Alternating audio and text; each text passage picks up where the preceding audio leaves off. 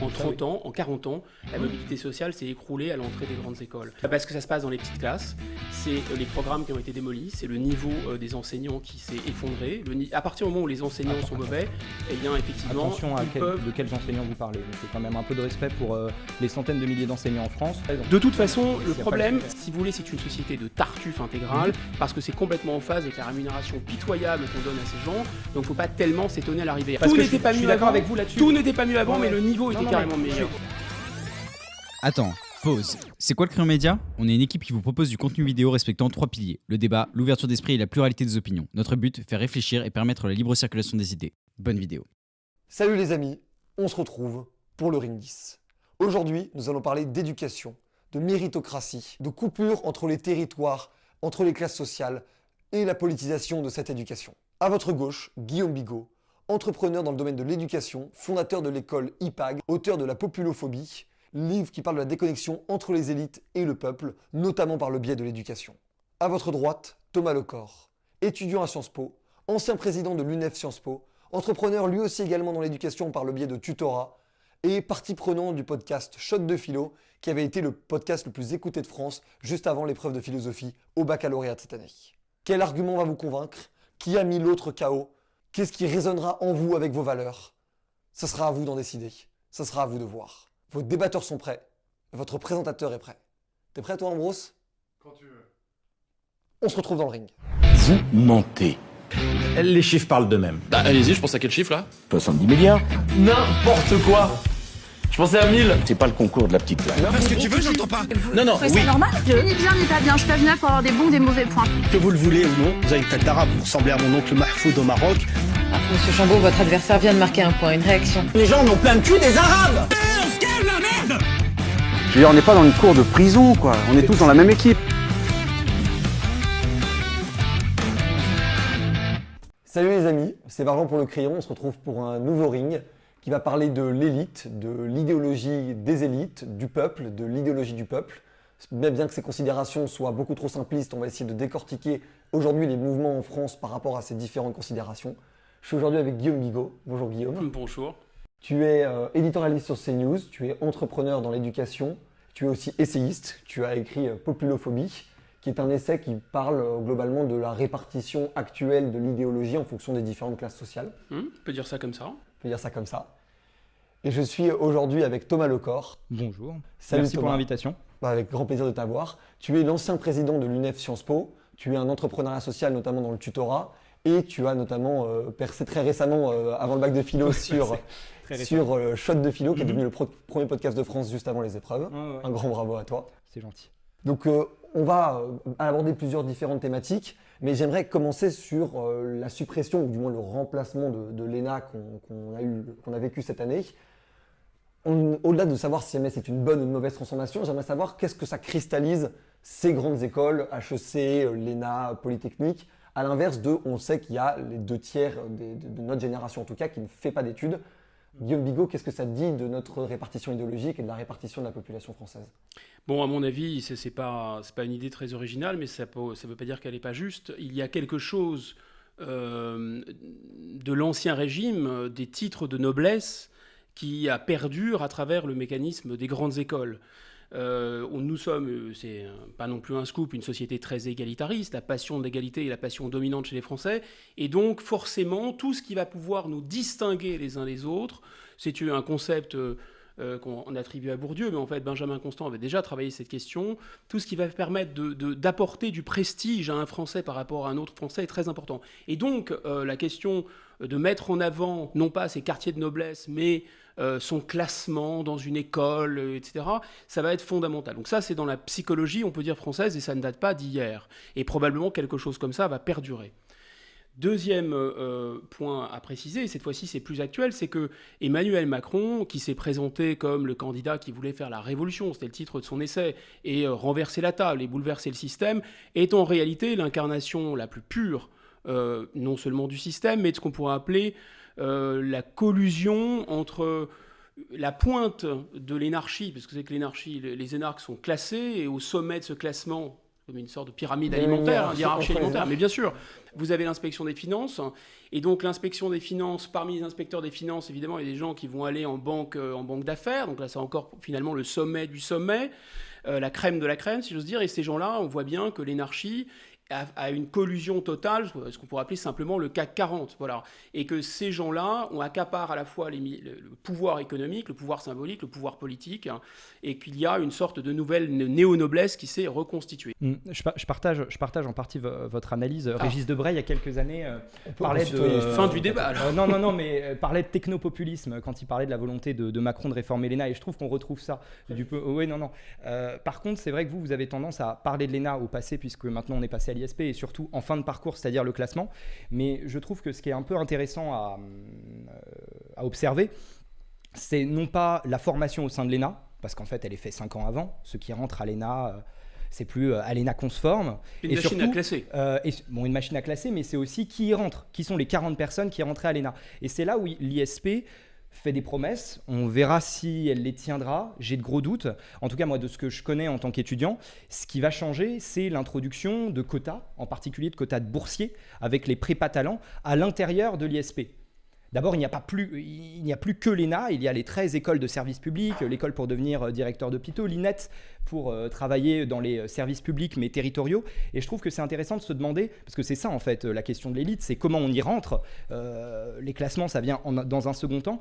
Et là, c'est vrai qu'il y a un vrai débat, en tout cas pour moi c'est très important en tant qu'étudiant ayant fait du syndicalisme, c'est comment s'assurer que ceux qui rentrent sont méritants, mais ne sont pas tous issus de la même classe sociale, n'ont pas tous les mêmes références, etc. Et c'est là où la prépa talent peut potentiellement être une opportunité. Mais encore une fois, on parle, on est dans un aspect prospectif, quoi. Sur Sciences Po, justement, cette école est souvent taxée d'avoir ce genre de logique communautariste. Comment toi, tu le vois à l'intérieur de l'école? Alors d'abord, pour refixer un peu le cadre, je suis certes étudiant de Sciences Po, mais j'ai été syndicaliste de l'opposition pendant 2 ans, donc je ne suis pas là pour défendre Sciences Po. Il faut inviter Bénédicte Durand à ma place. Je ne suis pas ton témoignage, mais bien sûr. Que ta défense. Déjà, il faut essayer de casser l'autodisqualification. Il y a tout un tas de lycéens en France, et je les connais, j'ai animé cette année une prépa Sciences Po bénévole, qui n'ont même pas conscience qu'ils ont la possibilité de. Donc déjà, mais ça, attention, il peut y avoir une volonté de la classe dirigeante. Ça, c'est la première chose. Ensuite, il faut se préparer, et il faut avoir les moyens pour se préparer. Donc, il faut faire des prépas. Il faut se remettre à niveau sur un certain nombre de sujets. Il faut aussi que les attentes soient beaucoup plus larges en termes de culture légitime attendue. Mais il y a aussi une question très importante, et je pense qu'on aura à en débattre, monsieur. C'est la question économique. C'est que c'est bien gentil de vouloir permettre à des gens de rentrer, mais il faut aussi que ces gens-là puissent payer. Quand on est issu, moi je viens de milieu rural, je connais très bien ce sujet-là, c'est très difficile de se projeter à Paris avec le coût du logement et surtout le coût des études. Je suis désolé d'amener ce sujet-là sur la table. Non, je me suis renseigné un peu sur l'école que vous dirigez, l'IPAG. Pour étudier à l'IPAG, alors vous me direz si je dis des bêtises, mais il faut sortir par an entre 7 800 et 9 900 €. Alors vous avez une politique sociale puisque vous permettez aux boursiers la première année de bénéficier de 50% de réduction sur les frais de scolarité. Mais puisque vos élèves étudient en moyenne, les gens qui font une grande école étudient 5 ans. Quand on ramène ça sur 5 ans, le marketing c'est pas mal, mais ça fait 10% de réduction. Donc si vous voulez, je veux bien que vous critiquiez cette élite, la manière dont elle se fomente, etc. Mais vous-même, vous dirigez une école qui lui permet de se renouveler. Mais je suis très content de vous entendre sur ce sujet. Oui, vous placez le débat sur le bon curseur, sur le bon terrain, en même temps de manière assez pratico-pratique. Allez-y. L'idée, c'est quoi? C'est que les modèles d'école que je dirige sont généralement achetés par des fonds d'investissement. Nous, on a refusé de faire ça. On a été fondé par Jacques Rueff, qui est le conseiller économique de De Gaulle, et on est très content d'être une association à but non lucratif. Donc tout ce qui est dégagé est réinvesti au service de l'école, strictement. Dans une totale transparence, l'école ne s'appartient qu'à elle-même, elle appartient à aucun intérêt lucratif. Deuxième point, très important, fondamental. En réalité, le modèle américain, qu'est-ce qu'il est? Ce modèle américain, je le connais, j'étais à la fac aux États-Unis, j'étais même à Sciences Po en tant que boursier, donc je connais bien tous les systèmes, enfin pas tous les systèmes, mais ces 2 systèmes dont vous parlez. En réalité, il y a une sorte de voile de l'ignorance, comme disent les économistes, qui permet, quand tout le monde paye finalement un prix relativement modeste, voire que les gens qui ont vraiment peu de moyens payent rien, ça incite en fait un financement très large et sans limitation d'une certaine façon des gens qui n'ont pas de moyens financiers. Je m'explique. Si vous commencez à faire une vérité des prix, c'est-à-dire vous avez les moyens, donc parce que j'ai les moyens, je paye cher à Sciences Po. D'accord ? Et que vous considérez que ceux qui n'ont pas les moyens c'est-à-dire les gens qui viennent de ZEP, etc., à qui vous faites des tarifs préférentiels, finalement, avec ils ont une un sélection tarif rude à très l'entrée quand même. Hein. Oui, bien sûr, mais, mais pas la même. Et ils ont une différence de revenus ils ont une différence de droit d'inscription très importante par rapport aux gens qui ont les moyens. Vous transformez en fait ces gens-là en finalement, on va dire, des gens qui sont financés par la charité, c'est le charity business, par la charité de ceux qui ont les moyens. Or, quand ça passe par l'impôt, mais moi aussi je parle par la solidarité. C'est pas de la charité, ça s'appelle de la solidarité. C'est la logique bourdivienne qui consiste, ou bourdivine, je sais pas comment on dit, consiste à dire, puisque ce sont les riches qui payent les musées et que en fait les pauvres ne vont pas tellement dans les musées, on rend les musées gratuits pour les pauvres, ce qui me va très bien, mais par contre les riches, en fait on va les faire payer très cher, puisqu'en fait ce sont eux qui consomment sur tous les musées. Vous faites une vérité des prix. En fait vous êtes un libéral qui s'ignore. Vous faites semblant d'être pour la solidarité et pour la mobilité sociale, mais en réalité, le mécanisme, pardon, je conclue là, c'est vrai que c'est un peu trop long, le mécanisme auquel vous adhérez, sans le savoir, ou en le sachant peut-être, est un mécanisme de marché, avec la vérité des prix. Oui, non, mais je suis néolibéral, je crois au marché, je pense même qu'il faudra abolir l'État. Non, plus sérieusement, vous n'avez pas répondu à ma question. C'est pas honteux d'être de droite. Non, mais vous avez fait un grand discours, là encore, vous avez pris des références à droite à gauche. C'est d'expliquer. Mais non, mais je vous pose la question, est-ce qu'on peut vraiment penser l'ascenseur social et écrire des bouquins là-dessus quand les frais de scolarité de son école, c'est quasiment 10 000 € l'année? C'est ça la question. Je vous dis simplement que, personnellement, en tant que boursier, issu d'un milieu rural, jamais j'aurais pu, à moins de fomenter un prêt étudiant à 50 000 €, jamais j'aurais pu rentrer dans votre école. Et c'est pour ça que je considère que ce que fait Sciences Po, comme ce que font de nombreuses universités en France, alors c'est pas parfait, moi le premier, je suis dans l'opposition à la base, mais c'est important. Et c'est ça qui me gêne un peu avec votre discours, monsieur Bigot, c'est que vous parlez beaucoup de l'élite, mais vous participez non seulement vous participez à la renouveler, parce que je les connais très bien, les écoles de commerce, j'ai des camarades, on a tous des camarades en école de commerce avec qui on discute, c'est un autre monde. Il y a des dizaines, des centaines de documentaires sur la question. Est-ce que vous connaissez C'est le cas également à HEC, à l'ESSEC. Non mais c'est formidable, est-ce que vous connaissez Chemin d'avenir? Ça vous parle ou pas? Non. Par contre, je connais le chemin sur votre... C'est Boulevard Saint-Germain. L'IPAC, c'est Boulevard Saint-Germain, donc c'est... Oui, c'est aussi à Beaugrenelle, c'est aussi à Nice, c'est aussi en Côte d'Ivoire. Et c'est aussi en Amérique.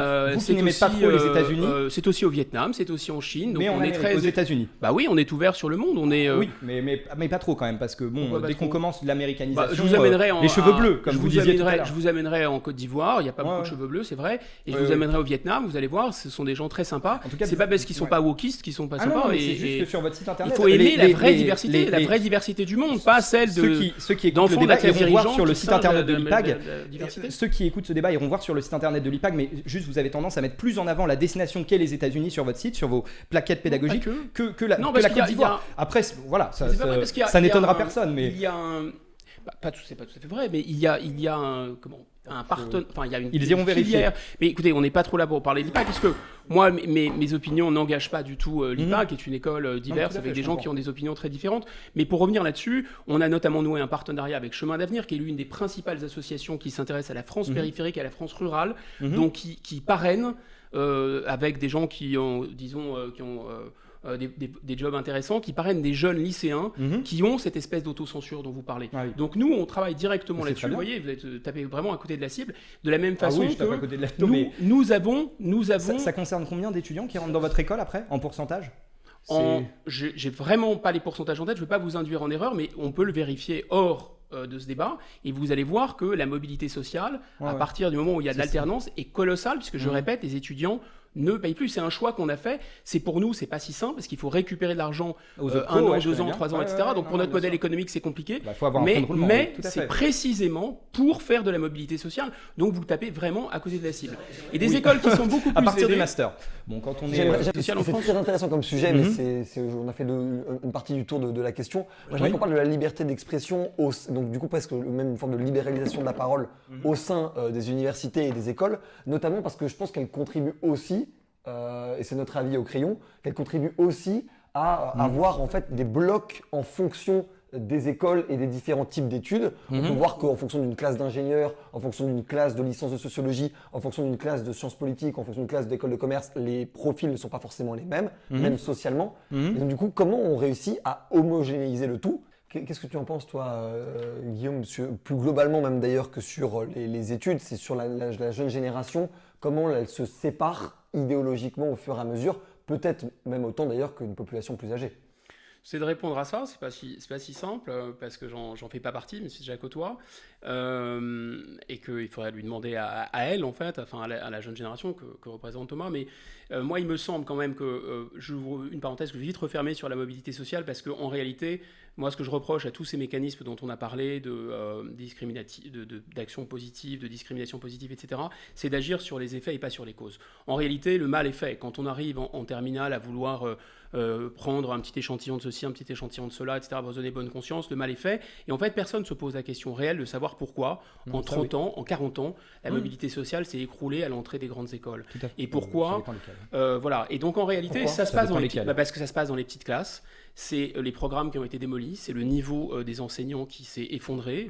À partir du moment où les enseignants sont mauvais, eh bien, effectivement, de quels enseignants vous parlez, monsieur? Quand même un peu de respect pour les centaines de milliers d'enseignants en France.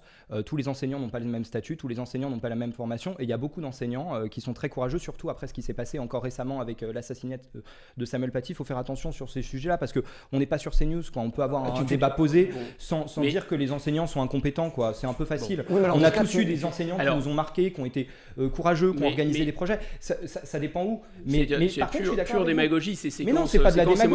Personne qui ne se sent pas absolument solidaire de tous les enseignants après Samuel Paty, enfin, à part les islamistes, personne.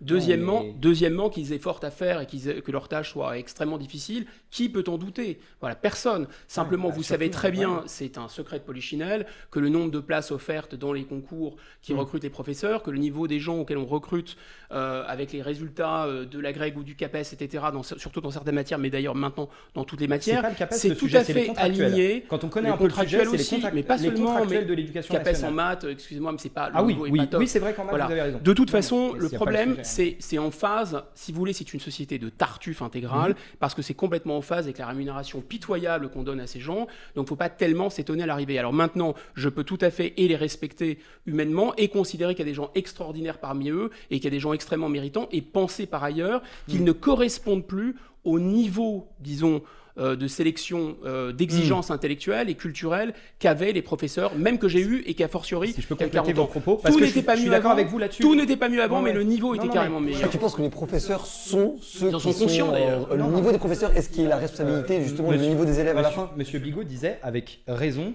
qu'on ne traite pas le problème à la source quand on fait des politiques de discrimination positive. Alors oui, mais après, il faut être un peu pragmatique. S'il faut attendre 20 ans pour changer les choses, il faut s'attaquer à la source, mais ça prend un peu plus de temps. Parce qu'une génération qui passe volonté politique est absente. Mais vous savez, il y a une statistique qui est très intéressante là-dessus.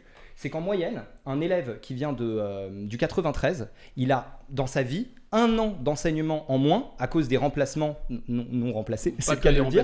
Ouais, non, mais il a 1 an d'enseignement en moins. Aussi. Moi, j'ai grandi en 93. Oui, non, mais je suis content. Mais ce que je veux dire, c'est que j'ai pas été content ou pas. C'est une réalité que j'ai vécue. Elle, à mon avis, à mon époque, ça doit être 10 fois pire aujourd'hui. C'est-à-dire que quand on avait des bonnes notes, il fallait se cacher d'avoir des bonnes notes. Est-ce que je peux parler? Non, mais si vous voulez, si on veut avoir des politiques publiques à peu près sensées, on agit de façon pragmatique avec la société qu'on a, et ensuite, effectivement, on réfléchit à long terme. C'est difficile avec la manière de fonctionner de notre démocratie et notre constitution aujourd'hui, mais de réfléchir à 20 à 30 ans pour trouver des solutions.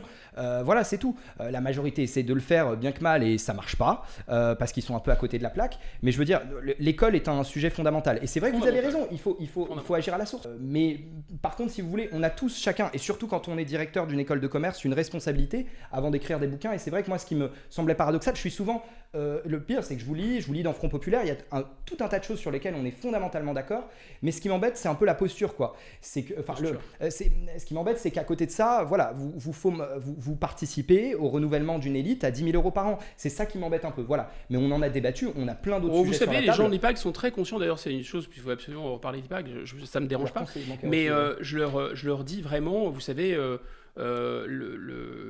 c'est une bonne école, mais personne ne vous attend. Ici, en France, c'est HEC, éventuellement l'ESSEC, éventuellement ESCP, c'est tout.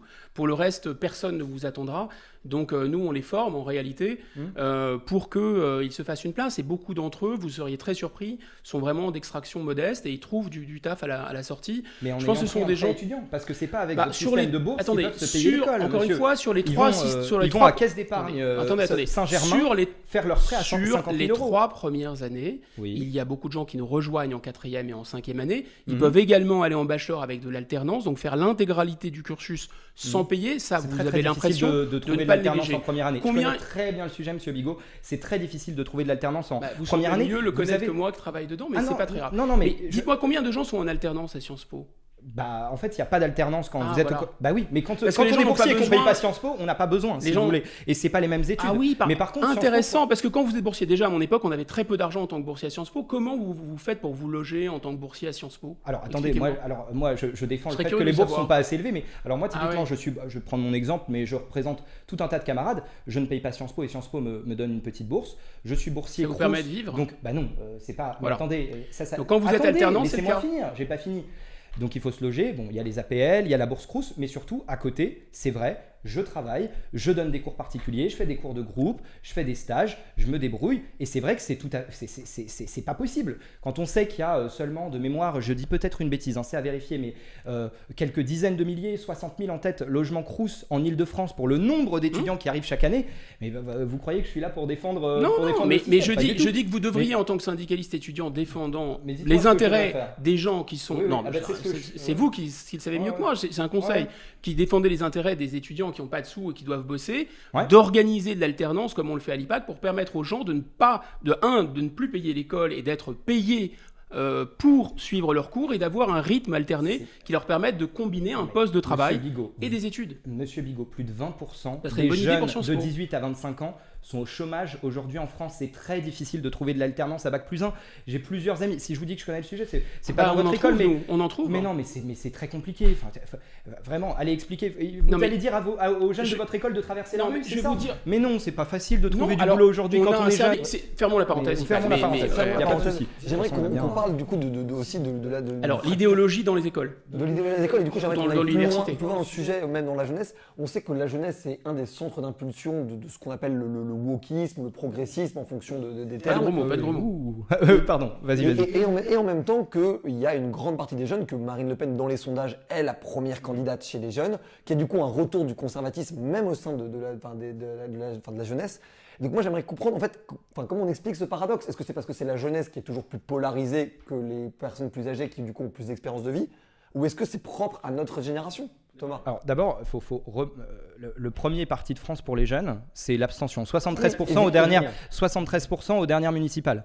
Non mais c'est quand même, c'est encore plus élevé que la moyenne. Le Covid. Ouais, C'était non. municipales de Covid. Et en fait, alors vous avez une sociologue au CEVIPOF qui a travaillé sur le vote des jeunes, qui s'appelle Anne Muxel.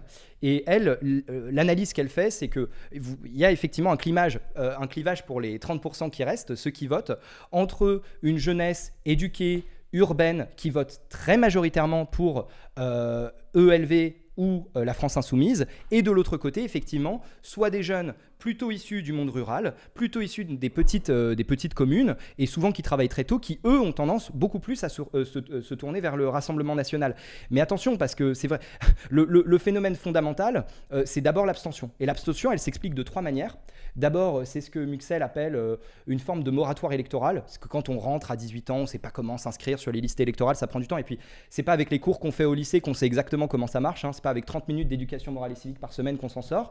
La deuxième chose, c'est effectivement un vote de rejet, parce qu'on n'a pas envie, et puis parce qu'on veut contester le système, voilà. Et puis pour elle, il y a une troisième partie où c'est juste un désintérêt total, lié aussi, je parlais de l'EMC à l'instant, lié à un manque de culture politique.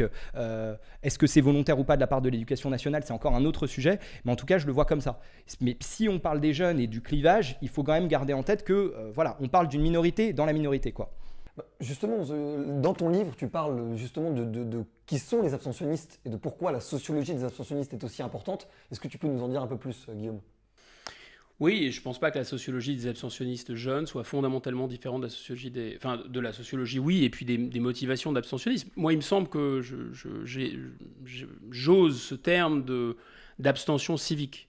Je pense que si on prend un minimum au sérieux les institutions, le bien commun et la politique, on n'a pas tellement envie de se prêter à des McFly, Carlito, des trucs comme McFly, Carlito, du complotisme mélenchoniste. Même le discours de Marine Le Pen donne pas très envie, franchement. Donc c'est très compliqué. L'offre est quand même très limitée, l'offre est très biaisée. On a du Pepsi Cola, on a Pepsi Cola, Coca-Cola mainstream. Voilà, c'est en fait vous votez, vous voulez quoi, de l'état de droit, du wokisme, de l'Union européenne ou de la globalisation. Vous voulez de la globalisation, de l'Union européenne, du wokisme ou de l'état de droit. Enfin voilà, pour l'essentiel, le mainstream c'est ça. Et ensuite vous avez une espèce de Chavez de Monoprix ou une espèce de Mussolini du rayon frais. Bon, voilà, c'est ça qu'on vous propose en fait. Et emballer, c'est peser. Donc, évidemment, les gens ne sont pas tellement enthousiasmés, mais comme c'est étonnant, comme c'est étrange. Donc ça, c'est le premier point. Ensuite, en ce qui concerne la jeunesse, je pense qu'il faut voir en amont ce qui se passe. Parce que quand on arrive, et d'ailleurs c'est très étonnant, le comportement électoral est assez marqué 18-25 et ensuite après 25. Pourquoi ? Parce que les gens rentrent dans la vie active d'une part, qui vont forger leur esprit critique et penser par eux-mêmes, etc. Donc ça va évoluer. Et, beaucoup de responsabilités arrivent à ce moment-là, comme le fait de créer une famille, notamment le premier parti 18-25, c'est plutôt élevé, assez nettement en fait. Et ensuite, à partir de 25, 30... Puis après, les gens se mettent à réfléchir, c'est ça ? Non mais attendez, c'est pas à 25 ans qu'on se forge un esprit critique. Enfin, c'est à 14, c'est quel âge ? Bah non, c'est pas à 14, mais j'en parlais tout à l'heure. J'en parlais. On entre à l'université. Mais attendez, Thomas, dites-moi juste, est-ce qu'à votre avis, à 25, on a plus ou moins d'esprit critique qu'à 18 ? Bah on en a plus. Mais donc ça commence vous abondez dans mon sens. Mais non, mais j'ai pas dit que j'étais. Mais non, mais c'est pas CQFD. Vous expliquez qu'on vote. Vous savez, toute sa vie, on cherche l'esprit critique et toute la vie. C'est pas le sujet. Il n'y a pas de sujet et surtout il n'y a pas de débat. Vous voulez pas nous refaire les annales enfin les corrigés du bac là sur comment on se fabrique un esprit critique tout au long de sa vie. On est bien d'accord. Je pense qu'on partage au moins ces genres de valeurs. Donc c'est pas la question. La question c'est, il me semble que ça s'est un peu clivé 18-25 et 25 après pour les raisons que j'évoque, parce qu'il y a une rentrée dans la vie active. Mais surtout, il me semble, pour avoir des enfants en bas âge et de regarder leurs copies, de regarder les programmes scolaires, etc.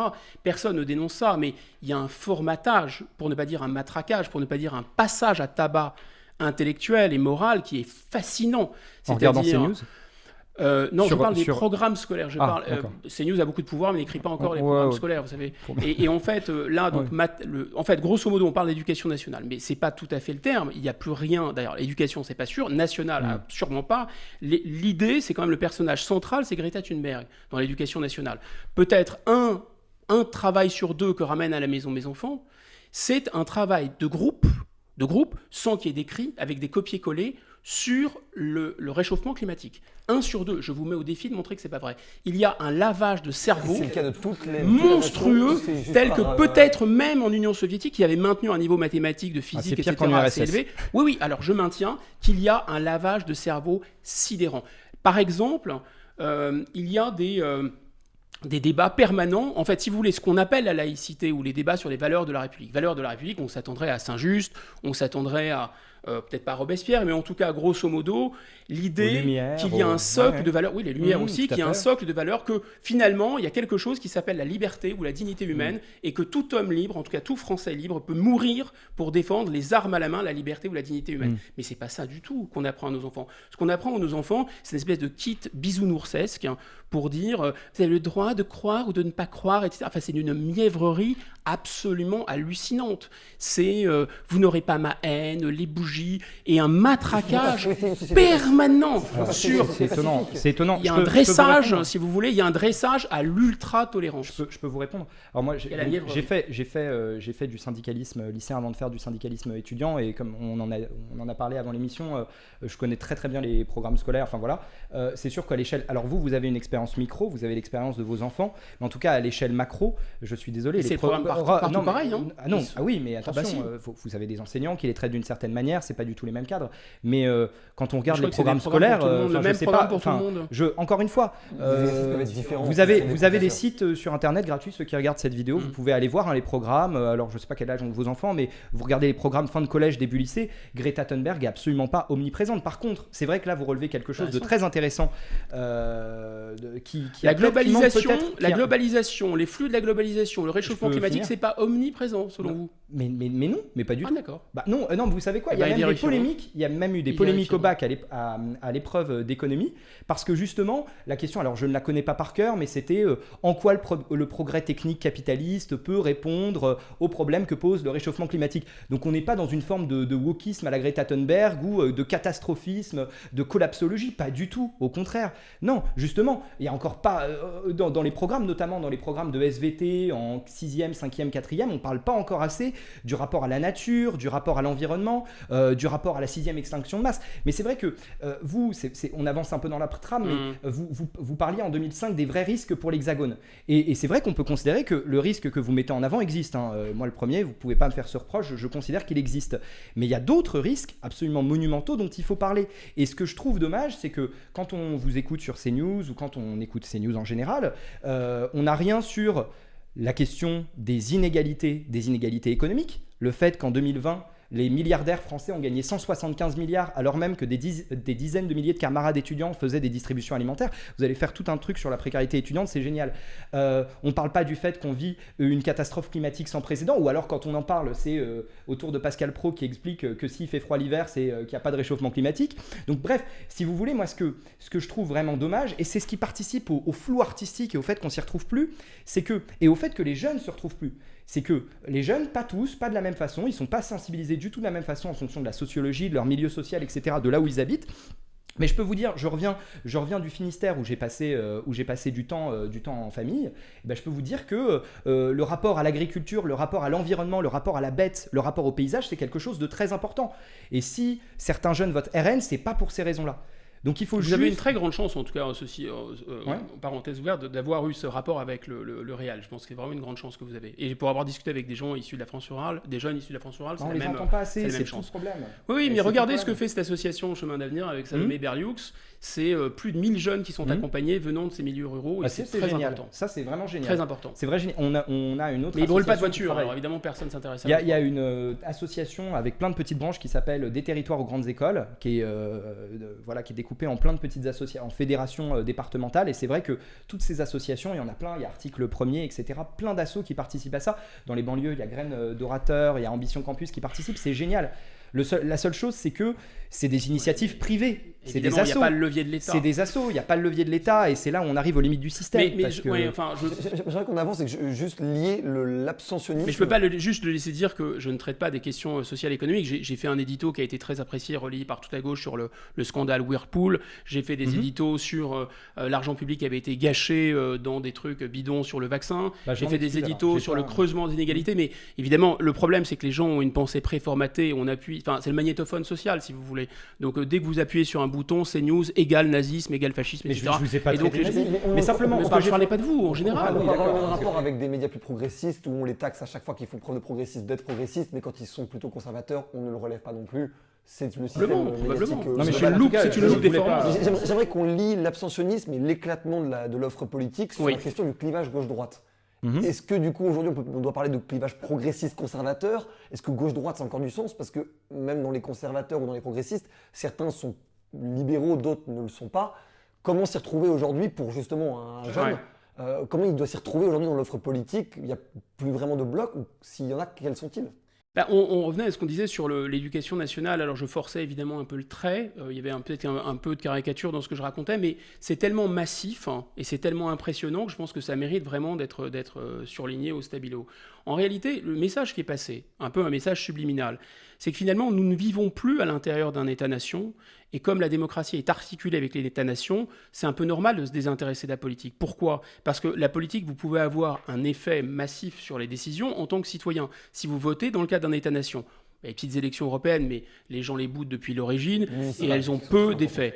Municipal, c'est à l'intérieur de l'État-nation. Mais grosso modo, qu'est-ce qui est raconté de manière, je dirais, récurrente et bombardée chez les jeunes générations? C'est que finalement, le problème central, c'est le réchauffement climatique, c'est un problème mondial.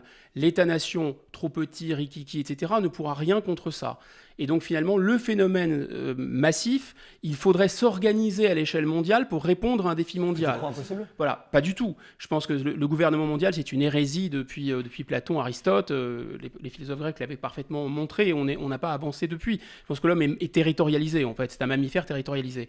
Donc la politique doit s'articuler sur un territoire. Mais passons. En tout cas, ils ont cette impression que de toute façon, la démocratie va être impuissante. Ils ont l'impression que les GAFAM ont pris le pouvoir. Ils ont l'impression que les phénomènes comme l'immigration, que les phénomènes comme le réchauffement climatique, que les phénomènes comme la disparition des espèces, etc., sont des phénomènes où la politique est disqualifiée d'une certaine façon, et en particulier la politique à l'échelle de l'État-nation. Alors un peu l'Europe, il y a une grosse propagande chez l'Europe, ça imprime pas trop, mais éventuellement au maximum. Sinon, on leur parle de gouvernance, de s'engager à travers des associations, ce qui est très bien. Mais grosso modo, ils n'ont pas l'impression qu'en tant qu'acteurs, que futurs citoyens, ils vont pouvoir agir sur le cours des choses. Et ça, c'est très important. Et donc, il y a un mécanisme là, et l'autre mécanisme d'abstention, c'est évidemment que les gens ont voté à droite, les gens ont voté à gauche, les gens ont voté un peu au centre, enfin, grosso modo, avec des promesses qui étaient toujours les mêmes. On peut noter d'ailleurs que, si vous voulez, Chirac, ça remonte, c'est pas là, mais il y avait quand même la promesse de la fracture sociale. Ensuite, il y a eu Sarkozy, c'était la France qui se lève tôt. Ensuite, il y a eu Hollande avec la finance, c'est mon ennemi. Et Macron a dit la révolution. Donc il a fallu à chaque fois monter le volume et monter le son pour essayer de faire croire aux gens qu'enfin, cette fois, c'était la bonne. Enfin, on allait renverser la table et arrêter avec ce carcan étouffant de l'Union européenne, ces folies de l'état de droit, c'est en fait le gouvernement des juges, et cette espèce de règne délirant des multinationales. Parce qu'on n'en parle pas assez, mais les thématiques de wokisme, les thématiques de réchauffement climatique sont des thématiques qui intéressent profondément les multinationales. Évidemment que les multinationales adorent ce genre de thématiques. Pourquoi ? Ça ne mange pas de pain. Au lieu d'élever les revenus, vous prenez une lesbienne, un handicapé, etc. Vous les mettez devant, vous faites des trucs sur les réseaux sociaux, etc. Et vous dites que vous êtes responsable socialement. Voilà, vous prenez... donc ça, c'est... Évidemment, entreprendre une toute petite partie du chiffre d'affaires et l'injecter dans quelques associations et de faire mousser ça plutôt que de payer des impôts, le choix est vite fait. Non, mais je vous rejoins tout à fait sur ce que vous dites. La seule chose, encore une fois, la limite, c'est quand vous associez. Alors tout à l'heure, vous parliez de cheveux bleus, là, de lesbiennes, etc. Moi, j'aime pas quand on ramène, qu'on essentialise. En plus, c'est ce que vous critiquez. On se dit universalisme, mais on se retrouve à essentialiser les gens avec leur orientation. Pardon, sexuelle. vous savez quoi ? La différence, c'est que quand vous avez les cheveux bleus, vous pouvez très bien faire un shampoing pour retirer le bleu. Hein. Non, ça, il n'y a pas de problème. Hein. Et tous les gens qui sont déguisés comme ça, ils peuvent, s'ils veulent trouver un boulot, arrêter de se déguiser. Non mais pourquoi on est tout... Enfin, on est dans la caricature, dans l'attaque, ça ne sert à rien. Ça fait juste se replier les gens sur la... Non, mais c'est juste une rebelle. Mais non, c'est juste que la rébellion ado, au lieu d'arriver à 13-14 ans, arrive à 18-20 ans. Vous allez vous plaindre que les gens ne votent pas. C'est la pauvre la personne qui écoute cette émission et qui a les cheveux bleus et vous lui dites qu'elle se déguise. Enfin, non, c'est pas... qu'elle n'est pas obligée d'obéir au conformisme et à l'assujettissement social. Elle peut réfléchir par elle-même. Pour revenir et affirmer sa personnalité. Je trouve que ce que vous dites ce qui est très clair dans ce que vous dites, c'est qu'il y a, moi j'aurais dit, une sorte de bazar. C'est vrai qu'il y a énormément de tensions, de dynamique, globalisation, causes environnementales. Vous parliez de wokisme, mais en fait, comment vous définissez le wokisme ? Pardon ? C'est quoi pour vous le wokisme ? C'est les wokistes qui le définissent le mieux en fait. C'est-à-dire, woke, ça vient des États-Unis, ça veut dire éveillé. Oui, mais ça veut dire ça veut dire éveillé au fait que, grosso modo, les blancs hétérosexuels, les hommes blancs hétérosexuels sont responsables de tous les maux de la planète. Et il faut d'un seul coup en prendre conscience. Vous n'avez pas vu le reportage Evergreen ? Oui, bien sûr que j'ai vu Evergreen. Quand j'ai vu Evergreen, fait un exposé en cours sur Evergreen, c'était super. Donc quand j'ai vu Evergreen, j'ai pensé qu'il s'agissait d'un truc produit, d'un espèce de Gorafi américain ou d'un truc comme ça, que c'était vraiment pour se foutre de la gueule des fameux woke, jusqu'au moment où j'ai compris en réalité que c'était que cette espèce de... ça relève si vous voulez, c'est une sorte, comme tous les totalitarismes, c'est une maladie mentale collective. On peut dire ça comme ça. Attention, là encore, totalitarisme, c'est un terme qu'on retrouve, c'est un peu la terminologie chez nous, c'est le truc méchant qui fait peur. On a fascisme aussi.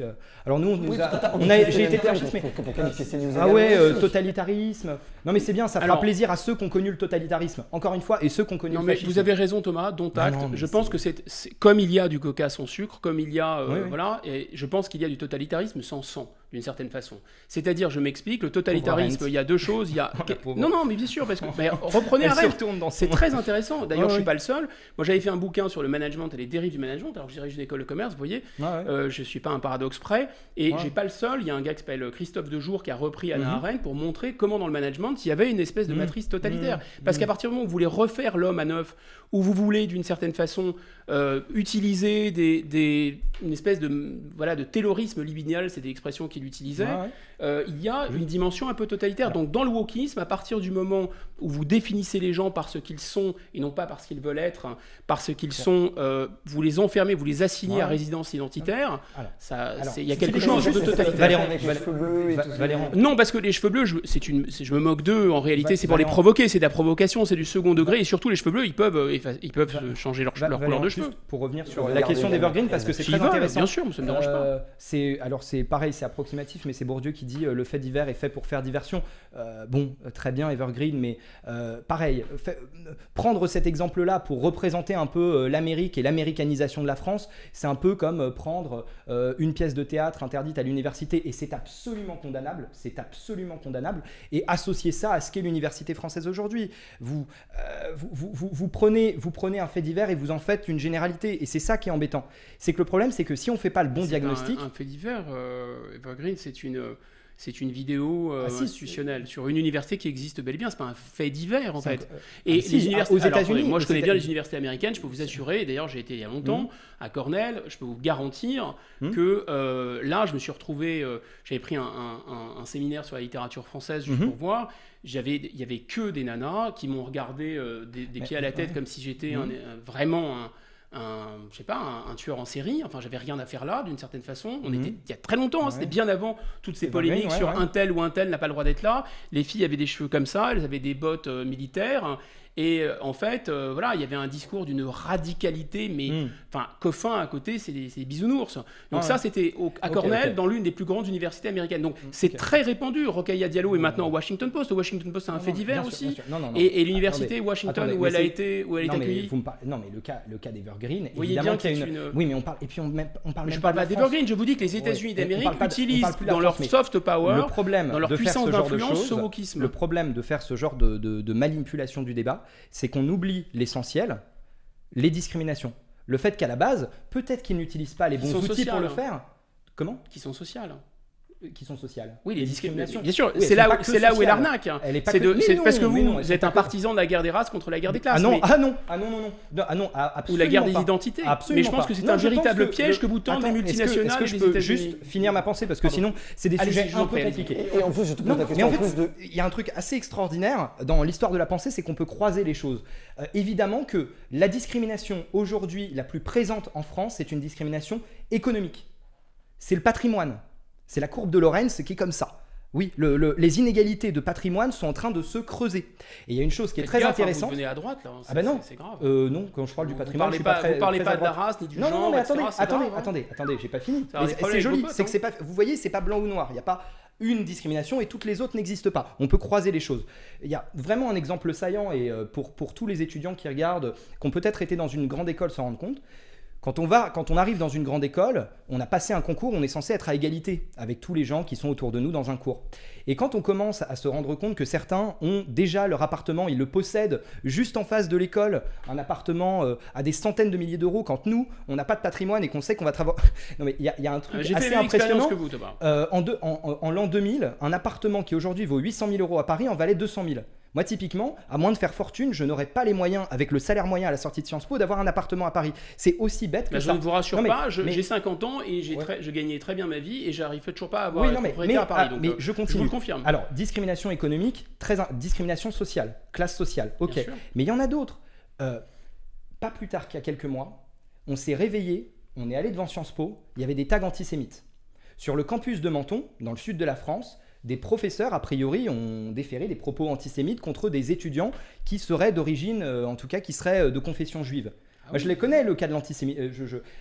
Bien sûr, l'islamisme charrie le... Mais non, mais l'antisémitisme, comme le racisme, moi c'est très répandu Internet, dans les quartiers, bien sûr. Mais pas que dans les quartiers. Sur les groupes l'essentiel de l'antisémitisme maintenant en France est évidemment un antisémitisme. D'ailleurs, vous n'avez pas vu le racisme et l'antisémitisme. Mais le problème, c'est que si vous n'avez pas vu cette vidéo incroyable du livreur ? Non, mais simplement, ce que je veux, pour juste terminer très brièvement ma pensée, ce que je veux juste vous dire, c'est que les discriminations se croisent. Le problème de ce que vous appelez les woke, qui en fait, c'est comme parler d'islamo-gauchisme, c'est une sorte de totem de totem CNews qui ne renvoie à rien. Par exemple, dans l'Express, j'étais considéré, l'Express a fait tout un truc sur les woke à Sciences Po, j'étais considéré comme un woke alors que 2 semaines avant, j'étais sur Sud Radio pour dire l'inverse. Mais bon, c'est pour vous donner un peu le niveau du débat. Simplement, quand vous ne serez pas sur votre... Non, c'est pas ça, je regardais l'origine du terme woke, mais je vous écoute. Hein. Non, mais vous avez donné la traduction en anglais. Ces gens-là, le problème, c'est qu'ils partent d'une très bonne intention qui est celle de réduire les discriminations. Alors, juste, on ne confond pas les États-Unis et son système de communauté avec l'universalisme à la française, c'est tout, parce que c'est quand même pas la même histoire. Et simplement, le problème, c'est que très souvent, ça part d'une très bonne intention, celle de lutter contre le racisme, lutter contre l'antisémitisme, lutter contre l'homophobie, mais très souvent ça dérape en une forme de communautarisme refermé sur lui-même qui empêche ceux qui ne font pas partie de la communauté de participer. Or, c'est fondamental. Ce n'est pas parce que je ne suis pas gay, c'est pas parce que je ne suis pas noir que je ne peux pas apporter ma pierre à l'édifice. Mais non, mais c'est super important.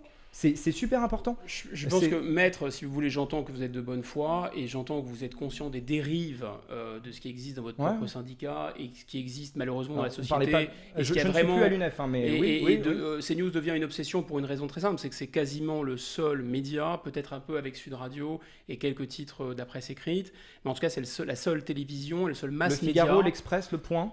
Il faut vous en citer combien ? De télévision, allez-y. Je sais pas. À part CNews, allez-y. Europe 1, Sonia Mabrouk. Qu'est-ce que je pourrais... Europe 1, c'est une télévision maintenant. Je parle d'une deuxième télévision. Ah, d'une télévision. Je vous parle de médias. Parce que moi, je peux vous citer toutes les autres télévisions qui sont alignées. Sur BFM, on en parle. Sur BFM, on en parle aussi. Sur LCI, on en parle aussi. C'est des chaînes de télé en continu. BFM. CNews. C'est sûr que CNews est Jean Messia, l'année dernière, est passé 138 fois sur CNews. Il y a 37% des éditorialistes sur CNews qui sont considérés comme d'extrême droite, comme d'extrême droite. C'est un sondage. J'en fais sans doute partie alors que je suis de gauche, mais c'est pas bien grave. Mais l'essentiel, c'est de distribuer les étiquettes. 24% des invités de CNews, des invités politiques de CNews sont au RN ou dans des partis considérés comme d'extrême droite. Oui, et 2%, alors qu'ils représentent à peu près 20% ou 25% de l'électorat, ils sont 2% sur France Inter. Enfin, c'est pas bien grave. L'essentiel, c'est que là, pourquoi c'est une obsession CNews, c'est ce que je voulais dire. C'est une obsession en réalité parce qu'il y a un peu de pluralisme. Sur une télévision, il y a un peu de pluralisme. Et comme la télévision reste quand même importante, parce qu'elle est aussi reprise sur les réseaux, ça devient évidemment quelque chose d'absolument intolérable. Le pluralisme, il y en a aussi au crayon et ça fait très plaisir. Bien sûr, mais vous n'êtes pas encore une télé, peut-être que vous ne voulez pas le devenir ou peut-être que vous allez le devenir. On est déjà sur l'écran, on est déjà. Exactement. Et puis ça va devenir le média dominant sur lequel on se trouve aujourd'hui. On espère. On est très content que vous y contribuiez en tout cas. On va conclure ce débat qui était très intéressant. Je veux juste répondre à Thomas sur un point. Parce qu'en fait, alors j'essaie d'être très bref, parce qu'en fait il me semble que la politique, notamment en République, parce que la République c'est la chose commune, la politique ça consiste à, disons, faire abstraction de ce qu'on est, de ce qui nous détermine, qui peut être la religion, qui peut être les origines nationales, régionales, de classe sociale, etc. S'arracher à ça et de mettre, si vous voulez, sur l'agora des sujets de conflit et de débat. Alors effectivement, parmi les conflits depuis l'origine de la politique, Aristote a bien noté qu'il y avait 2 questions qui pouvaient devenir des sujets de conflit. La question des origines, justement, c'est ça qu'Aristote dit qu'il ne faut pas trop que les cités aillent se dupliquer ailleurs, etc., parce que si elles rentrent en contact avec des populations allogènes, ça peut créer des tensions de nature politique. Et la deuxième question, dit Aristote, c'est la plus importante, c'est les questions économiques de revenus. Donc moi, ça ne me choque pas qu'il y ait ce genre de débat. Mais l'essentiel de la politique, c'est ce qui est commun, en fait. Et ça fait maintenant 40 ans qu'on n'arrête pas d'exciter ce qui sépare les gens les uns des autres. Et je pense que la dignité de la politique, les cheveux bleus, c'est... Oui, exactement. Non, mais exactement. C'est vous qui le faites. Mais pas du tout. Ce sont des gens qui se retranchent d'eux-mêmes d'une certaine façon. C'est vous qui les avez. Vous avez parlé de lesbiennes, de cheveux bleus. Vous avez pris plein d'exemples. Mais depuis tout à l'heure, vous le faites. C'est ça que j'arrive pas à comprendre. Mais attendez, un peu de bonne foi. On est dans un univers dans lequel des gens, parce que ils sont femmes, ils sont noirs, ils sont lesbiennes, etc., refusent tout dialogue. même la présence de quelqu'un de différent. Alors évidemment, il est temps de contre-attaquer, il est temps de montrer à quel point c'est risible. C'est du second degré, bien sûr, c'est de l'humour, c'est pour secouer un peu le cocotier. Bien évidemment, je suis prêt à discuter avec des gens qui ont des cheveux bleus, je peux juste avant la conclusion répondre. C'est pas un problème. Donc je pense qu'en fait là, voilà, le problème c'est que la politique s'affaisse parce on ne débat plus de ce qui est commun. Exactement. Thomas, pour on excite ce qui nous différencie. L'origine fait forcément partie du combat politique. Sans avoir besoin de revenir à Aristote, vous prenez des grandes femmes, des grands hommes de la République. Évidemment que l'histoire personnelle de Simone Veil a influé dans son parcours, dans sa perception de la politique. On est déconstruit. Parce qu'elle a malheureusement rencontré des gens qui lui ont renvoyé dans les dents ses origines. Mais donc c'est ce que font certaines personnes qui sont justement des wokistes. Et moi je ne veux pas d'une société dans laquelle on renvoie les gens à leurs origines, à leur identité.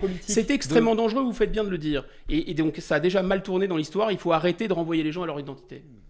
Et on va... Sur un bon point Godwin, on termine. C'était le vôtre, c'est celui de Simone Non, Veil. Mais c'était pas le but. Le but, c'était simplement le plan Godwin, ça marche dans un sens. Oui, okay. Non, mais je pense pas à Simone Veil qu'à ça, bizarrement. Mais c'est ce que vous avez dit. Non, mais comprendra qui voudra. Mais je veux dire simplement. Ce que pourra surtout. Oui, non, simplement le fruit de la politique, c'est aussi un construit, c'est une histoire. Moi, typiquement, évidemment que ce que je dis, le syndicalisme étudiant, c'est lié à mes origines sociales, tout ce que vous voulez. Évidemment que je m'y identifie pas dur comme fer, mais évidemment que ça produit quelque chose. Question de consensuelle, je vais vous poser. Est-ce que vous êtes d'accord que ce qui est plus important, c'est pas d'où nous venons, c'est où nous allons ensemble et ce que nous ferons ensemble en tant que en tant que peuple. Voilà. En tant que peuple, en tant qu'État-nation. Et c'est voilà, pas l'objet du débat. Finalement, vous êtes un patriote républicain qui s'ignore. On aurait parlé de souverainisme, on vous couperait ça, mais ça aurait été différent. Mais là, le sujet est tout autre. Non, je l'ai presque converti. On peut, en tout cas, de toute façon, vous initiez en tout cas sur ces 2 points, et donc ça fait très plaisir. Merci beaucoup Guillaume pour ce débat. Merci à vous, le crayon. Merci Thomas. Merci beaucoup Thomas, c'était extrêmement intéressant. Merci Monsieur Bigot. Merci à vous. Vous m'appelez Guillaume. Ouais. J'espère que ça vous a intéressé, que ça vous a permis de faire évoluer les points de vue. Comme vous commencez à connaître les recettes maison, on essaye de ne pas rentrer dans la caricature des idéologies de chacun et d'avoir un débat le plus ouvert et le plus pertinent possible. J'espère que ça vous aura plu. N'hésitez pas à donner votre avis en commentaire, à nous poser des questions, à retrouver le travail de Thomas Lecor et de Guillaume Bigot sur leurs différents réseaux sociaux.